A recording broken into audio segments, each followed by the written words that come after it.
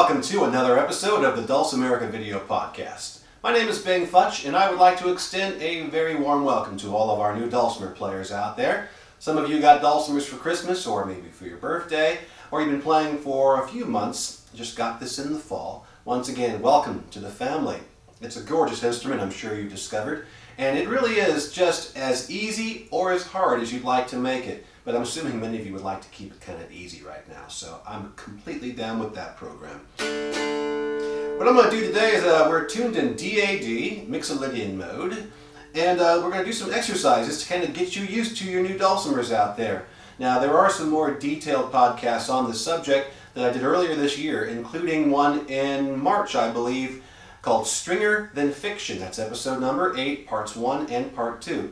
It deals with putting strings on your instrument, tuning up to different modes, and also playing basic chord shapes. There's a little bit of music theory in there, which can be scary, but it's very helpful down the road. In fact, one of the first exercises I'm going to show you today has to do with just learning where the notes are on the instrument. I know this might be kind of scary again, but it will help you somewhere down the road. We're tuned in DAD mode, and so what we'll do here is we'll play on the bass string all the way up to the 7th fret, and we'll skip the 6th fret just because we want to play a major scale. So we start off at the bottom with open D, E, F sharp, G, A, B, C sharp, D, and then back down again. D, C sharp, B, A, G, F sharp, E, D. Then do the same thing on the melody string. D, E, F sharp, G, A, B, C sharp, D, and then back down again. D, C sharp, B, A, G, F sharp, E, D. And then do the same thing with the middle string on A. A, B, C sharp, D, E, F sharp, G sharp, A, and then back down again. A, G sharp, F sharp, E, D, C sharp, B, A. And just go up and down the fretboard every single day. And what this will do is you're mapping out where all the notes are on the fretboard, and pretty soon you'll know them automatically just by looking down and playing them, and this will help you quite a bit in the future. That's one exercise. Another exercise is just to sort of go up and down the scale in different patterns. For example, by strumming all the way across the strings, I'll go up and do things like this.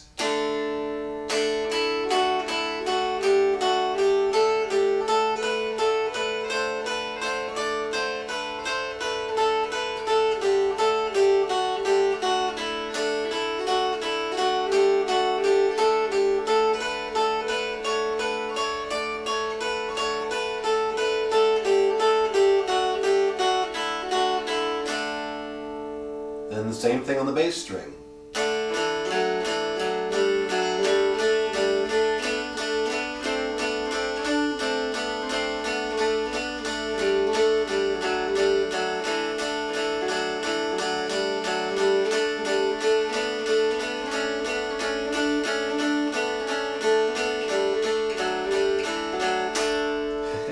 Okay, I changed up that last one just a little bit. And you'll notice I alternated going up and using the C sharp here at the 6.5 fret and the C. And I didn't really explain this before, but when we're playing in the Mixolydian mode, by playing the C sharp instead of the C, we are actually playing a major scale, an Ionian scale, in the Mixolydian mode.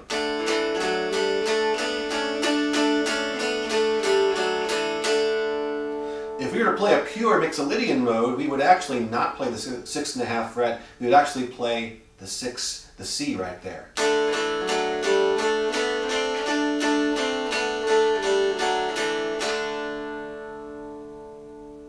That's getting the modes. It's kind of complicated. We'll save that for a different podcast.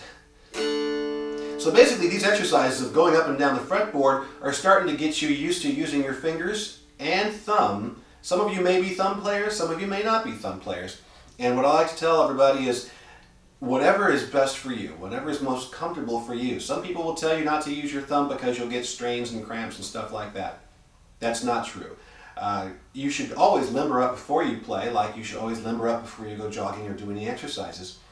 But if it's more comfortable for you to use your thumb instead of using your fingers, by all means do it, because if it's going to make you happy and keep you comfortable, you'll certainly enjoy playing the dulcimer a lot more. This will not only get you used to playing up and down the scale and using these fingers in coordination, but you'll also be working with your strum on this end and getting both hands to work together.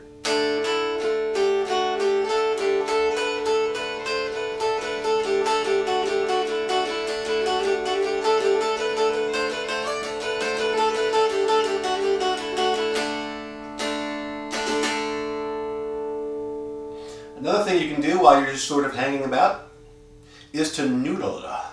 Noodling is fun because you don't have any set agenda, you're just sort of discovering what different combinations of music you can find on the fretboard.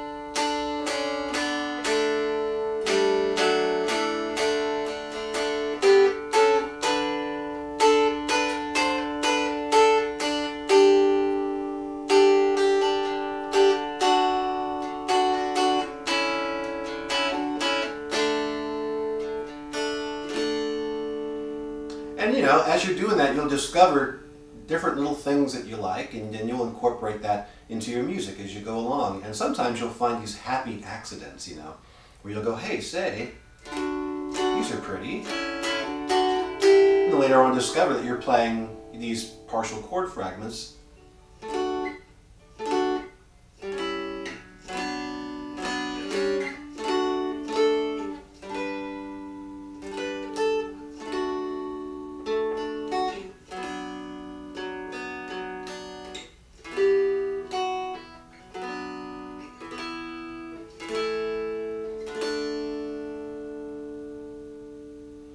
Once again, one of the easiest instruments in the world to play, and a whole lot of fun as well. So just some exercises to think about. Your scales.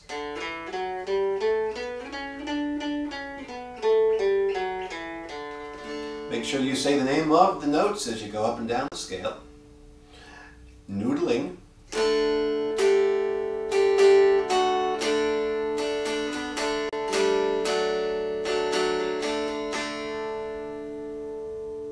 And just kind of pattern exercises going up and down the scale.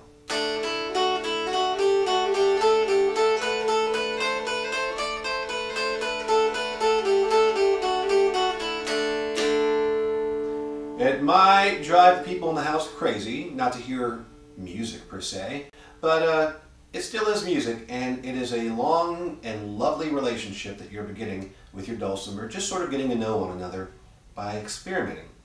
By all means, don't stop at the 7th fret. Go on up here in the upper fretboard and get used to everything you're playing, because basically the upper fretboard is just a miniature version of everything that you've got here. So everything can continue right on up the way here.